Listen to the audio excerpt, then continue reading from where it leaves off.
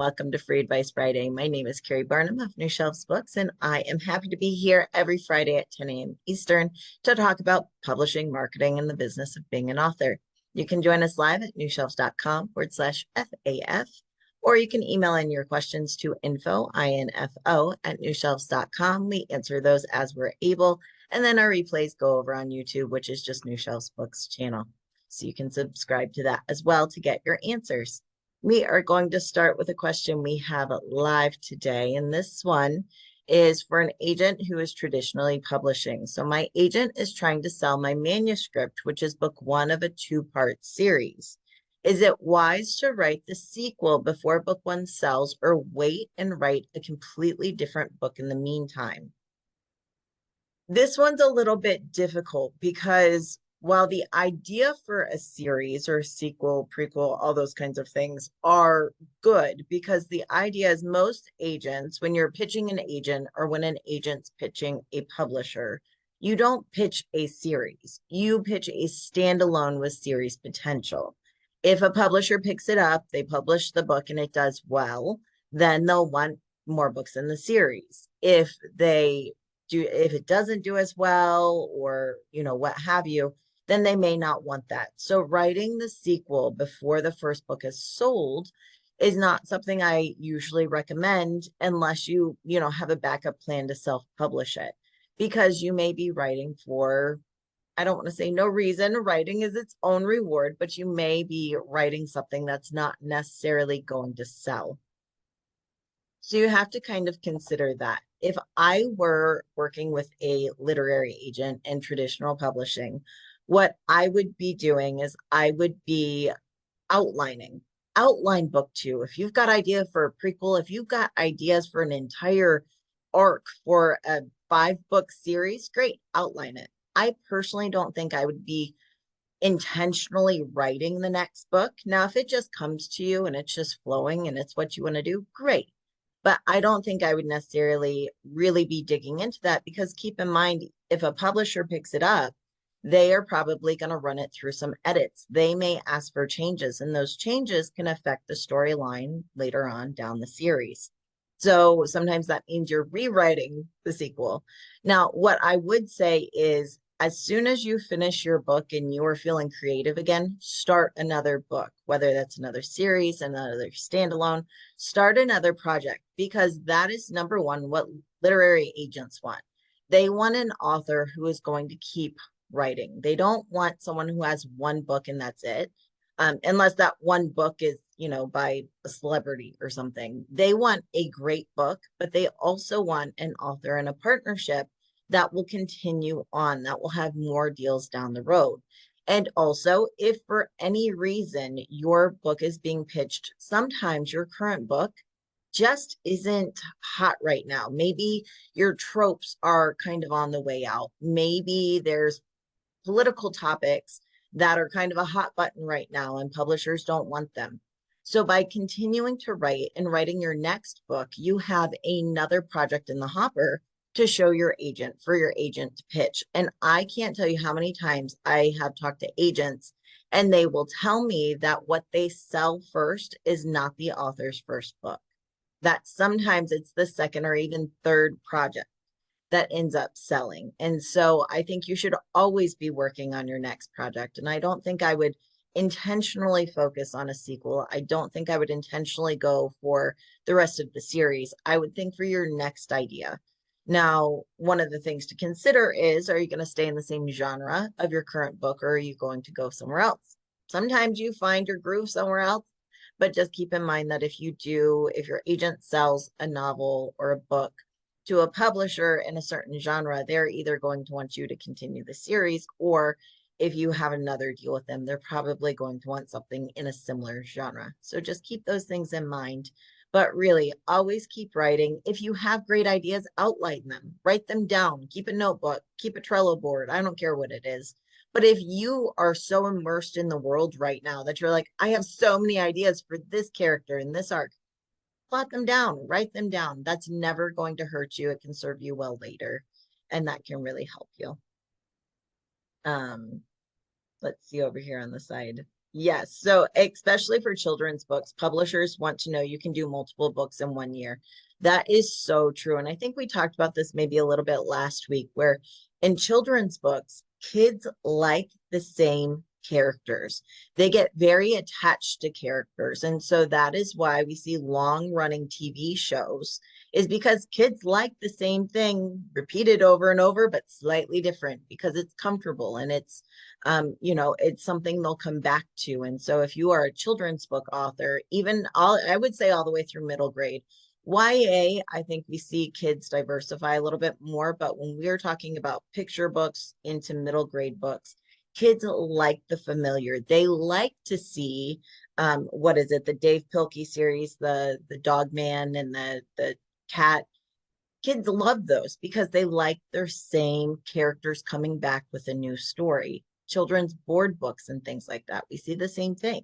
Children are drawn to the same. Now, as we get older, as we get into teenage years and then adulthood, we like a series, but we also like new things. Our attention span is able to encompass more. And so that's something that we definitely see is as the ages get older, people are expecting, we like a series, but how many times have we all had series when we're like, okay, I'm kind of done with it? Or even TV shows.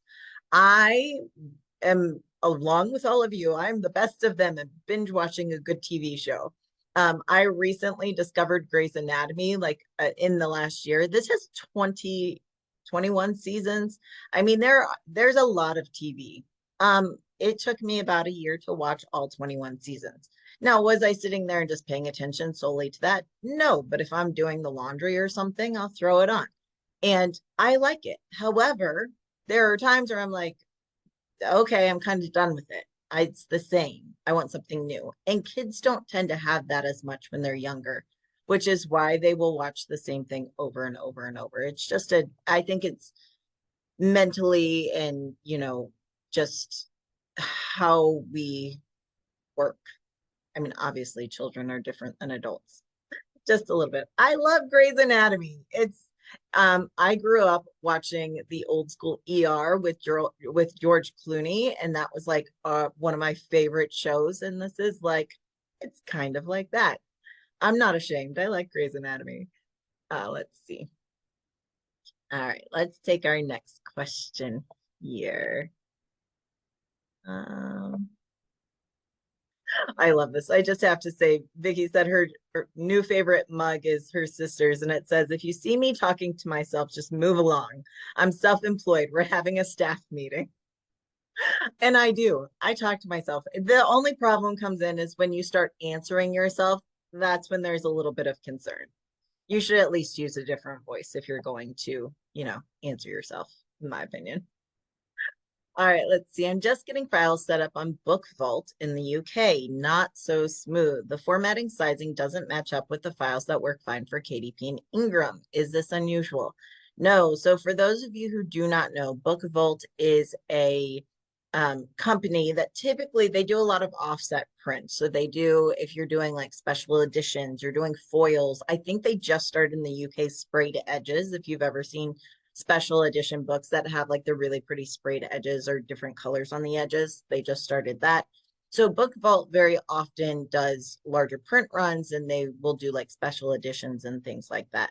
And the thing is that it's a different printer, so their file specs are different. A lot of authors will run into this when they're using KDP and Ingram Spark. The interior file almost always works for both, but if you're using KDP and Ingram Spark, the cover file size is different because when they're printing at different facilities. The spine is different because it's tighter. Actually, I think it's Ingram Spark has a tighter spine than KDP.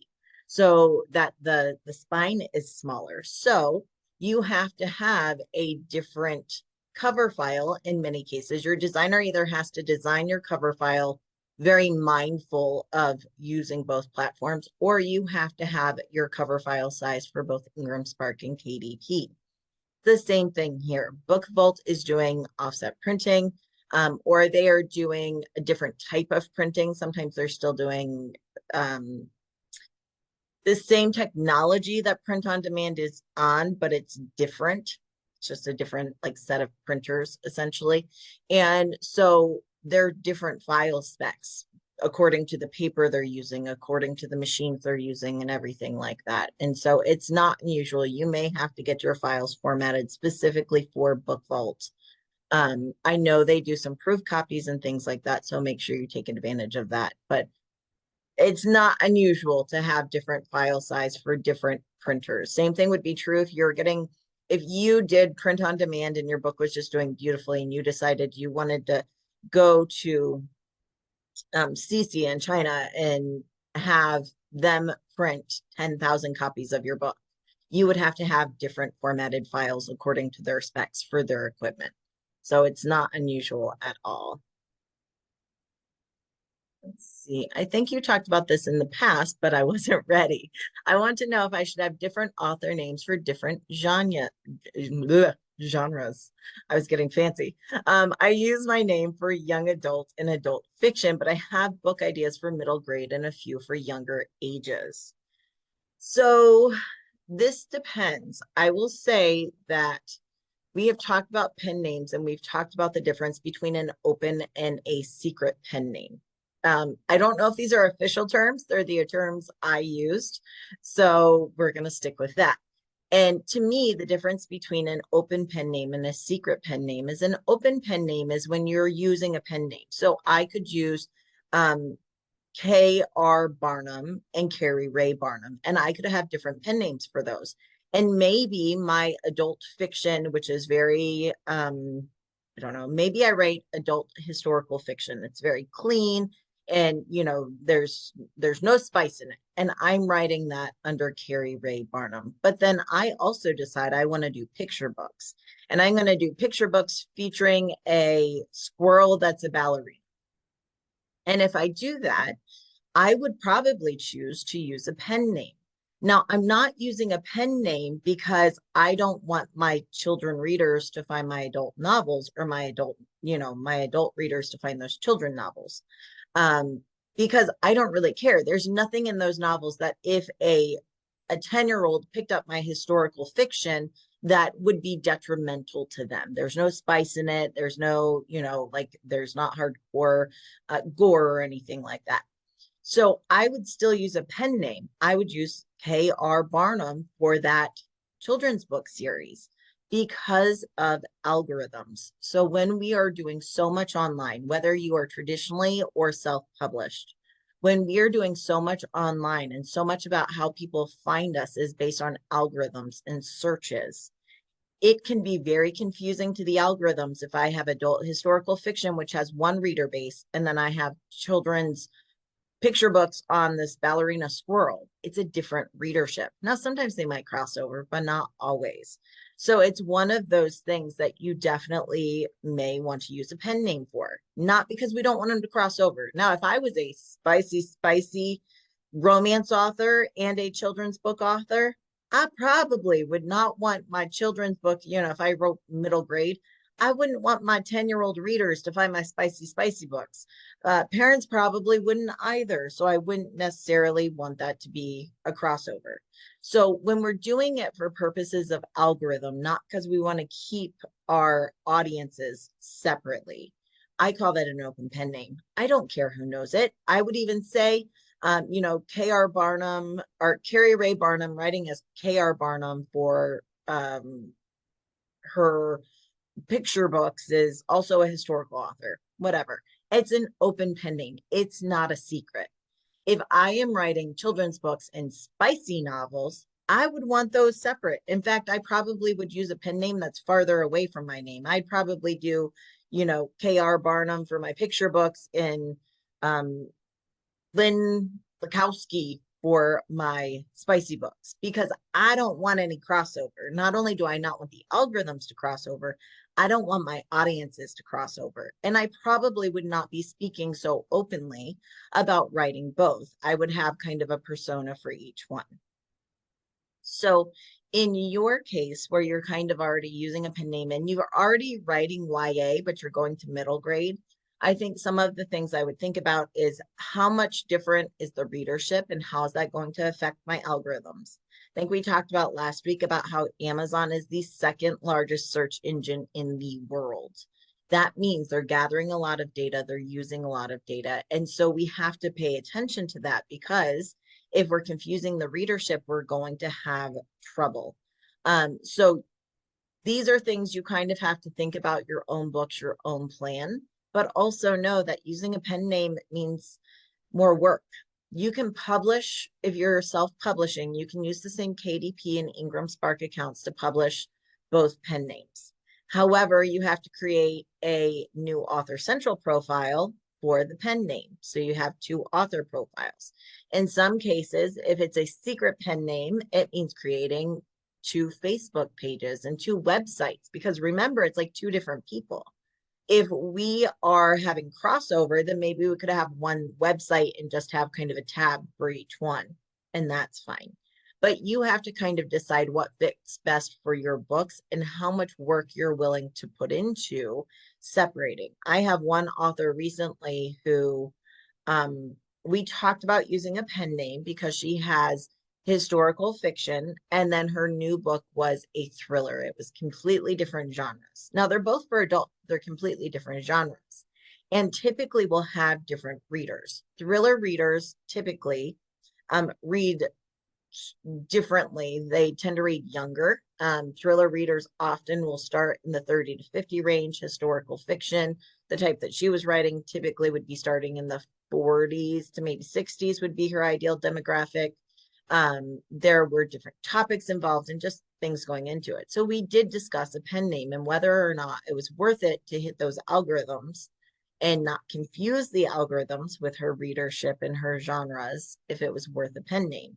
Now, we decided it likely was worth a pen name, but this author said, hey, this is my one thriller. I don't know I will ever write another one, and I don't care to put that much effort into it. I don't want to keep no accounts. I just don't want to do it. And if that means that Amazon's a little confused or I get fewer sales, that's okay. So we didn't use a pen name, and it's fine. The book is still selling. It's still having success. Now it is, again, a algorithm switch. We've really had to train those Amazon algorithms hard to show her book to thriller readers instead of her previous historical fiction readers, because that's what it was doing with the, they do also bots, and they do also bots based on that specific book, but also what authors are often bought along with the author who wrote the book. And if you are an established author and you've written a lot of historical fiction, then what's going to show up? The other historical fiction authors and novels. So there's something to be said for that. But how much effort you want to put into it? How much are you treating this like a business and a career versus I write for fun and I publish and I want to break even, but that's not my main goal. I mean, that definitely factors in, because if this is a business to you, if you're a full-time author, something like that, you're definitely going to want a pen name because you're thinking about it more in the long term in dollar and cents. So there's a lot of things that really have to go into that question. And there's no wrong answer. Just, I think it's always that knowledge is power. So you want to know what it means, what your options are, and know the repercussions of your choices. So if you choose not to do a pen name, how could that affect you? If you choose to do a pen name, how much work does it mean? And that's really all there is. Again, there's no like right or wrong answer. There's just which answer is the best option for you. Yeah, a lot of people openly use a pen name. Like, it doesn't have to be a secret. Yeah, and again, think of your readership. Think of your audience, the algorithms. Like, if you're going from sweet romance to spicy romance, you might have a problem, because, or if you have like Christian romance and going to spicy romance, you're going to have a problem, because then eventually what's going to happen is when your Christian romance readers is going to pick up your spicy romance, and then they're going to be like, 1 star, not what I thought. I just got an education or was horrified, whichever it is. And so you just have to think about all these things and how it affects you personally. Let me see. On to our next question here is a question that we had from Kevin about his books. So I have 3 slow-moving books that mostly sell on paperback with just over 100 pages. They're priced at $11.99. I'm working on a new book of the same length and then considering pricing it lower at $9.99. My question is there any way to determine a good price point for selling a book of 100 pages? That's question number one. I'll bring in question number two in a minute. So, with the first question, as far as how to price your book, we did look at this the other day where we went on Amazon, we looked at the bestsellers, and we look at comp titles. So I won't go into that again.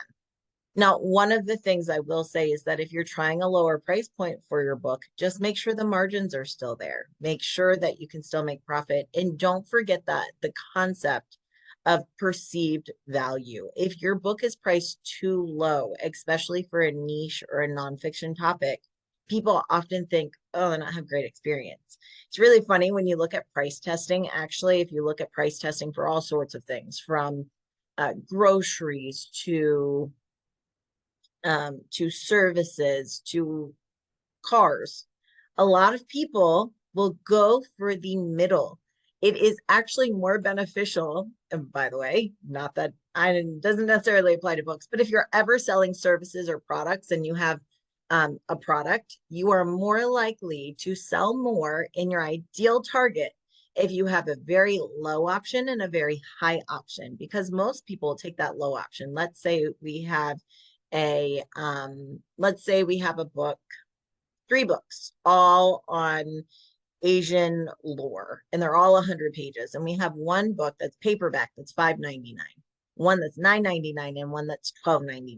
They're all 100 pages. Like, they're pretty similar, but different authors. If we look at that, most people are going to pick the middle option. Now, there are things that play into that, like reviews and feedback and all that. But assuming that it's pretty similar, people will go for the middle one because they look at the $5.99 option and go, oh, it must not be very good. Like, that person priced their stuff pretty low. There must be something wrong with it. Maybe they're not qualified. No. The $12.99 one, if we're seeing other books in the $9.99 range, is like, oh, that seems priced kind of high. I don't know that I want to pay that much. I'll go with the middle option. There have been a lot of studies done on this. It's definitely like a psychology thing. So if we're not talking about covering your costs, because when pricing a book, we do look at bestsellers with selling in the market, but we also look at the cost of expenses. If you're doing print on demand, you have to price higher in most cases than if you're not doing print on demand, because while there's more upfront costs in doing offset print, you actually get a lower cost per unit. So that plays into your pricing model. If you are covering your cost and you're just looking at price, try to stay in the middle, but not too low is one of my best pieces of advice. Is go check out the market. And if it's very niche or small topic, let's like you're looking at me going, hey, I can't find 5 books, nevertheless 10 books on Asian lore that are similar to mine. Find something that's just on lore or another niche topic. And again, if you're doing prescriptive how-to, find other books that are prescriptive how-to, even if they're on different topics. If you are going for like culture, like Asian lore, then go for other culture books and, try to keep that. And that's how we find our comps. Now, the second question is, if I am going to discount my book, if my book was set at $12.99 everywhere, and I'm going to now bring the price down to $9.99, do I need a new ISBN and do I need a new barcode is the second part of the question. So you do not need a new ISBN to change your price. You can change the price of your book almost any time, especially with print on demand. So if your print book was $12.99 and you want to go to $9.99, no new ISBN needed. Just change the price.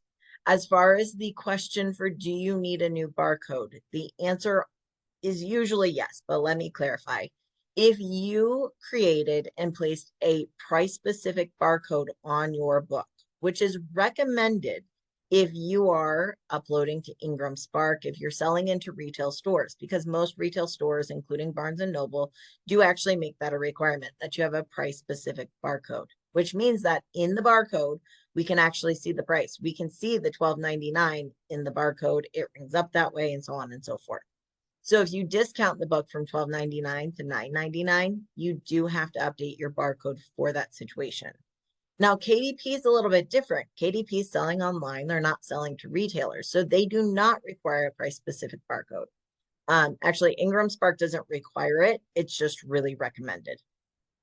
So on KDP, different because they're selling direct online to online retailers, or I'm sorry, online consumers. And so you don't really have to put a price specific barcode on a KDP book, and many people won't. They'll just allow KDP to put their own barcode on there. So if you change the price, you do not have to upload a new book cover with your new barcode. If you're on Ingram Spark and you have a price specific barcode, you need to update your barcode with the new price, place that on your book cover, and then you have to upload the new book cover so that the price matches the price specific barcode. And you can do this for free if you go to the YouTube channel on New Shelves. It's one of our most popular videos, is how to create a price specific barcode for free and put it on your book cover. You do not need to pay for this service. It will take you, if it's the first time you're doing it and you're not in like design stuff often, it might take you 10 minutes. If I'm doing it, like I do them all the time, if I'm doing it, it literally will take me under a minute to do it. And most of that is waiting for an email from Ingram Spark with that priced barcode. So it's very easy to do. I will share the link for those of you who are live with us. And if you are not live with us, you can just go to the New Shelves Books YouTube channel and just search barcode or price barcode, and it will pop right up. So I'll drop that in there. So that's how you have it. It's easy to do. You can definitely get it done. All right, let's see. Next question here. How do I read my book reviews without having to go to the front of Amazon and click on my book and be charged? I'm currently advertising on Amazon. You should never have to click on your book and be charged to read your book reviews. Now, if you are clicking on your own ads, that's very different. And I think we might have talked about that, but you do have options. And let me see. So one way that you can go and look at your reviews, by the way, is you can go through Author Central. So if you go to Author Central and you sign in, if you don't have an Author Central account, you should get one. It is free. It's available to every author, no matter how they're published. Every author who has a book on KDP, or I'm sorry, on Amazon. If it's for sale on Amazon, you can claim an Author Central profile. It doesn't matter how you're published. So I would recommend that you get an Author Central profile and you claim it. It's like a free webpage on Amazon. Like there's no reason not to do that. And if you do that, there is a tab called the reports and marketing. Let me share this 1 second. You guys know me. I'm so visual. If I couldn't share things to help explain myself, I'd be in trouble. Makes so much sense for someone who, is working in writing and stuff like that. So if you go here and you go to the reports and marketing tab on your Author Central profile, if you go down to the bottom here where it says customer reviews, see customer reviews for your titles, search and filter for specific books and marketplaces. You can view report and it will pull up all of your book reviews for all of your books, and you can separate it by book. You can see all of your reviews and it's right there. So that's a really easy way to do it. You can also see your sales rank, BookScan or Circana weekly sales reports. You can see that there. You can see how many followers you have on Amazon and some other cool things. So this has some nice tools and you should absolutely be using them. You should have an Author Central account because there are perks to it that are numerable. For example, it puts all of your books connected on a Amazon sales page. It gives you an Amazon page, which gives you better SEO, more searchability. It's free. We like free. There's also opportunity to kind of track some more of your book stuff. If you're not self-published, if you do have a traditional publisher, this is how you get your data from Amazon or run Amazon ads on your own. If you have a traditional publisher, you might be getting sales reports or royalty reports once or twice a year is pretty common. Some publishers will do quarterly, but most of them will do about every 6 months. And if you're trying to market and you're trying to figure out is something working or not, I want to run Amazon ads. Author Central is how you do this on Amazon. You do not need your publisher for this. It is your account. You set it up. It gives you these tools and access to them. You want to add editorial reviews on your book and you're traditionally published, you can do it through Author Central. If you want to have your own page and connect your books from 5 different publishers on your own page under your book page, you do it through Author Central. So highly recommend that you do that because it's free and available and it's a nice tool to have. And so I would do that. Now, if you are going to your Amazon sales page though, because you said pay, and I think you mean like if you're clicking on your ad. And I think we talked about the other day about kind of finding your ads in the wild on Amazon and how that's really hard to do. But let me share my screen again and let's look at that. If you want to look up your book, all right, so for example, we can look up Victoria Sportelli, King Henry. We're going to look up keywords. Oh, look, Vicky's books show up. And if we want to click on these books, we can tell this is not an ad because it does not have this little sponsored here. So if it had this little sponsored guy here, that would mean that if I clicked on it, I would be paying for a click. I'm paying to, you know, for that ad click. But if it's not there, then you're not paying for anything. So you can click on that and go to your book pages and you're not being charged anything for your reviews. So you can then look at your reviews and go down. So you can find those without paying. If, however, it shows up, let's use, now sometimes you'll be running defensive ads, meaning that you are purposely targeting your own name and brand because you're established enough that other authors are starting to use your books as keywords, and you want to make sure that you stay on top and your books aren't pushed down with paid advertising. So let's look at this one. So we can see here with Chris's books that we have some defensive campaigns on, and you can see his book shows up twice. The difference is this one does not have that grayed out sponsored ad because it's just because natural algorithm and search. Here, where it's got this grayed out sponsored, and we can also see the text here, that is going to be a paid ad. So if I clicked on this, it would cost Chris money. Chris is on the call, so I'm not going to do that today, but I will click here. So this is not going to charge us anything. So then that's the difference. So if you're looking for your books and you do want to see your sales pages as a viewer, things like that, you can do that. The other way you can go directly to your sales pages is if you are on the back end of KDP.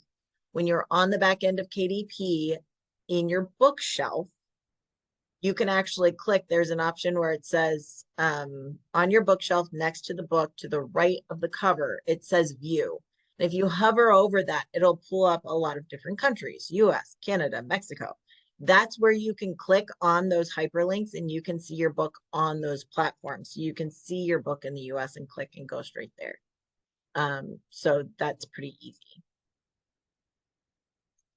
And use it that way. So I think that should explain what the question was, hopefully. All right, let's see. How can I find the specific keywords used for a best-selling comp book? There are a couple ways that you can pull keywords. Now, you guys know I'm a huge fan of Publisher Rocket. I use it all the time, and Publisher Rocket does have a tool, and they are continuously just working on it, but they have a tool where you can pull keywords that are associated with other titles on Amazon. And obviously you'd be searching what am I thinking? You would be searching bestsellers. So that's a really helpful tool, and that's available through Publisher Rocket. Publisher Rocket is a paid software, and it's a one-time fee and you have it for life. It's got really great ratings, and most everyone I know loves it. It does take a little bit of time to learn how to use it, but I recommend it.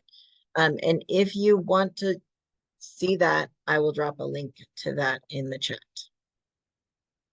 So that's one way. Another way that you can pull some keywords is there is I know it's a Chrome extension. I don't know if it extends on other things, but there's an extension you can put on your web browser called Instant Data Scraper.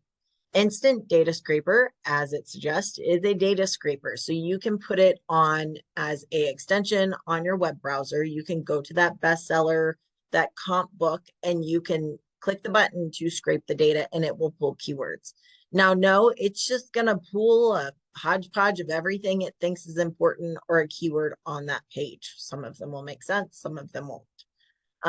And so it's a free tool, which, you know, we like free, but it's not going to give you as good of a result as Publisher Rocket will, but it's free and it's available. You can use it on places like Goodreads as well as Amazon.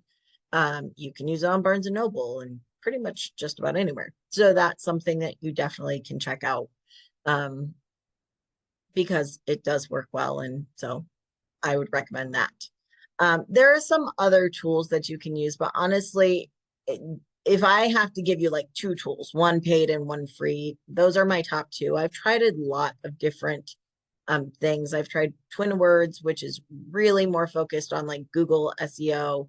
I have tried some other publisher specific tools that work okay, but honestly, many of them are more expensive than Publisher Rocket. They don't work as well, and they don't update as often. So I wouldn't even send you on that hunt for them. I would say Publisher Rocket, or if you're trying to do things economically, Instant Data Scraper. I show you how the scraper works. Let's see if I even have it on. I may not have it on this computer, because it does have a tendency to slow your browser down because, you know, it's on all the things. Let me see if I have it. I don't think I do. Image extensions. Yeah, I don't have it on my browser. Let me see if I can at least find it for you so you know what it looks like. I'll even link to it. No affiliate to this or anything like that, just something I've used before. I think Brian Cohen also recommends it. So here is the Instant Data Scraper. Let me drop this in the chat as well. Okay, so, oh, no.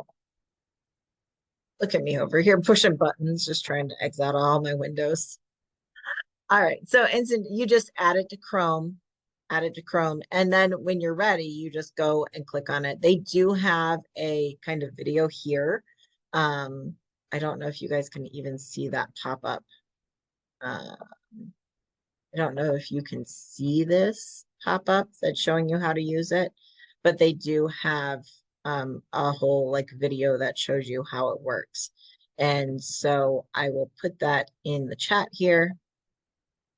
So if you want to explore it further, you can use it. I won't watch the whole video, although I'm sure it's great. But it's free, it's easy to use. It does run a little slow, make your computer, in my opinion, web browsing is always a little bit slower when you have an extension running. I'm sure computer savvy people could tell us exactly why, but I mean, it's combing information. So that's that if you'd like to use it.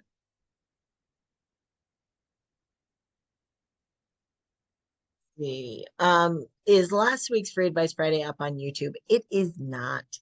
So my Free Advice Friday YouTube replays, I mostly have been doing them if we like this today's session will show up not next Monday, but the following Monday. So I don't even know what day that is. September. Oh, it'll be Labor Day. So it's about 9 days behind. If we have a Friday session, I give myself just over a week to make sure I get it up. That way I can pull out and do the time tags for you all.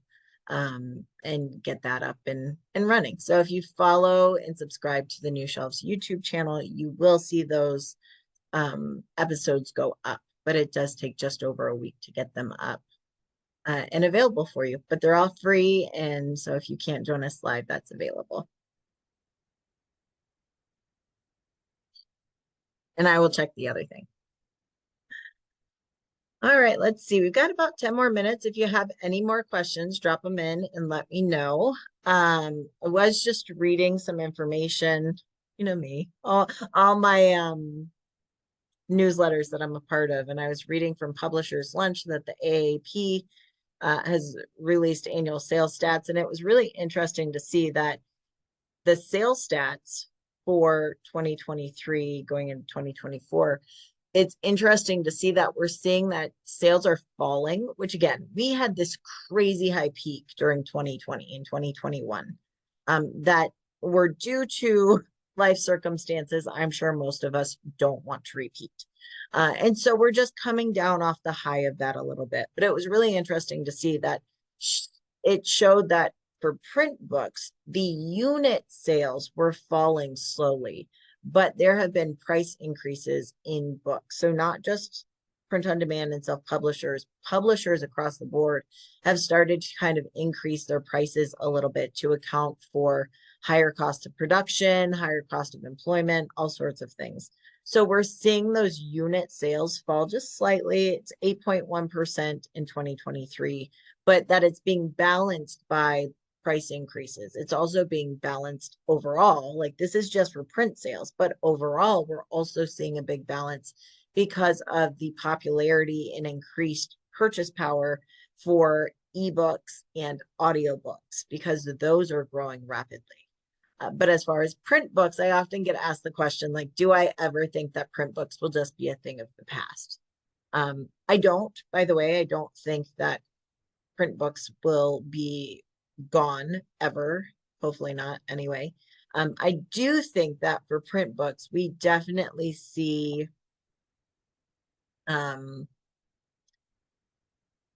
shift as, again, we get older. When we get to be young adult and adult, I think we see a shift into audiobooks and ebooks. I think as we change our lifestyles and maybe move around more, we see a shift. I will say that my 13-year-old still only reads in print. She'll occasionally like read on an ebook, but I don't want her on a device any more than she already is. So I encourage those print books, and we definitely see that shift go on later. But I also think some people, especially those with learning disabilities, if they are going to read, not listen, if they're going to read, reading on paper can sometimes be easier for them. Now, depending on the difficulty with learning for them or reading, sometimes a device is better because you can make the text bigger, or you can change the font type in some cases and different things like that. But people love a good print book. And I think there are certainly books that are art books or children's books and YA books that are going to be very popular in print always. And we're kind of seeing this resurgence of collectors print books. We're definitely seeing it in women's fiction and romance and some of those, where special editions are very, very popular. Those sprayed edges, foil. We see these a lot in Kickstarter campaigns. We see them selling like crazy on TikTok. We are seeing book collectors, people who want to have a pretty library that is, color coded, or who just want the pretty library and it's more like a decoration almost. Now they're reading some of these, and some of them they're like, it's just pretty and I want it on my shelf. We're definitely seeing that kind of surge up. We're seeing a lot of print sales in that vicinity. It's funny, people call them book dragons, where people are kind of collecting like you would collect, a dragon would collect pretty shiny things. There are book dragons who are collecting special editions and things like that. So I think in some way or another, people will definitely always buy print books. I think that they're either buying them out of necessity or because of the audience, like children, or again, it's becoming more of an art piece in some ways. So it's changing, but it's not going away, in my opinion.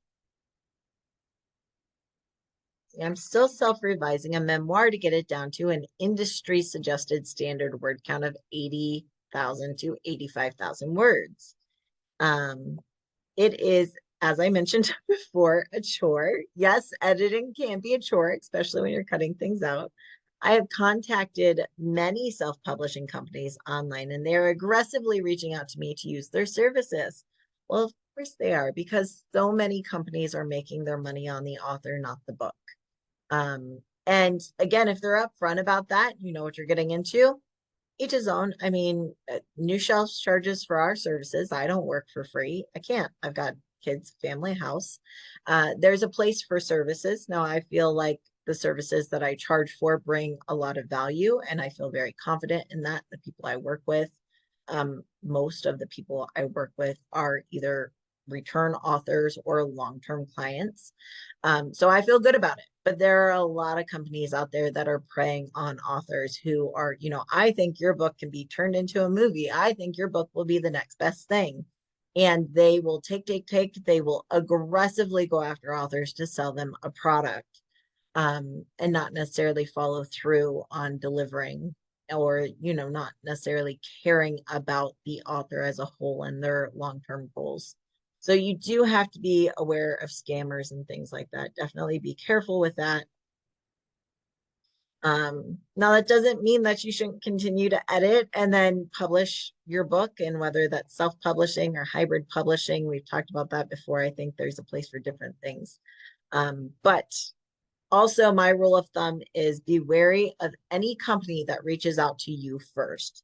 If you reach out to them and ask for information, if you sign up for their newsletter, hey, fine. But anyone who contacts you out of the blue and you're like, I don't know who you are, did not sign up for this, did not see you online, why are you contacting me? I'm usually pretty leery of those.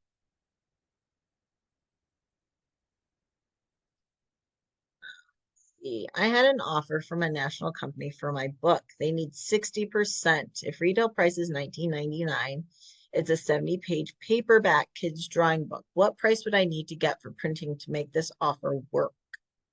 60% is really high. I would double check your stats. Usually what it is they are looking for a 40% discount. So a 60-40 split, but you get the 60%. They get the 40, but you're responsible for paying for print cost out of the 60%. Very, very, very rarely do I ever see a 60% discount. You can't even set it on Ingram Spark. It would have to be direct sales or with a publisher or distributor. So I would double check that. That seems very, very high, even for the publishing industry. But then you run the numbers. I'll pull out my calculator because you guys know me in math. But if you're trying to figure out your discount and how you do math, I've got my scratch paper here, got my calculator. And I'll do easy numbers because again, it's me. So if we have a book that's $20 and we are going to be taking that book and we're trying to figure out how much profit we'll make if we sell it. So we're going to take our $20, and the first thing we're going to do is from the retail cost, we are going to figure out the percentage of discount we're going to offer. Keep in mind that if you are going through Ingram Spark, you need to add on 15% because Ingram takes a 15% cut. So if I do a 55% discount, the retail store will get a 40% discount, and that's considered a trade discount. So we're going to go with that. So we're going to take our $20 and we are going to multiply that by 0.55 to get the percentage. So that's $11. So we're going to take $11 out right away, because that means that when someone is buying the book at a trade discount, they're buying it from you, from the printer, at the wholesale price minus the discount. So if I consider 55%, that means that they are going to be buying it for $9. And that $9 is like what I'm getting paid. Now, what you also have to consider is $9 is your cut. Awesome, except for printing cost has to come out of that. So if I then have $9 as my cut, but I'm responsible for print cost, and I've got a full color children's book in hardcover, and let's say that book cost me $7.29 to print. Let's just go there. My actual profit and royalty, I didn't turn on the mirror function, so it's backwards, but my actual profit and royalty would be $1.71 per book sold. So that's how you figure out the cost. That is how you figure out your profit margins is you take your retail price minus the discount percentage. If you're doing print on demand, make sure you factor in Ingram's part or Ingram's 15%. So you take retail price minus the percentage, and then that's your cut. Then you take out printing costs from there. And printing costs, there's printing calculators on Ingram Spark, on KDP. There's printing cost calculators on most print platforms. And if your book is already up in Ingram Spark, it will tell you exactly what the price is that you're paying for print. And that is how you do your POD math. So simple, even I can do it. So I believe in you and you can do it as well. Yes. Well, book returns is a whole different thing because book returns is if you set your book returnable. And yes, a lot of retail stores do require that your book is set returnable. And you're only charged if your book is returned. Now, that happens sometimes, although I will say that many bookstores are mindful of that. They don't want to return books because guess what? It took up their shelf space and they didn't earn any money on it. But book returns do happen and you have to account for that. When you're setting book returns on Ingram Spark, that means that you're being charged back for that whole $9 you're being charged back for. Now you can have the book shipped to you, but you have to pay shipping. Or you can say just destroy it and you're not charged that, but then you're essentially, you're losing out the whole $9, including the print cost. And that is the cost of business. That is not the bookstore's fault. It's not Ingram Spark's fault. It's not Ingram's fault. That is the cost of business. And that is the risk of being a publisher. And if you're not comfortable with that, as many self-published or indie or small presses are not, that's okay. You just have to set your book as non-returnable and accept that you're not willing to accept that risk, which means that you then may therefore not be able to get into retail stores if they require returnability and you're not willing to take that risk.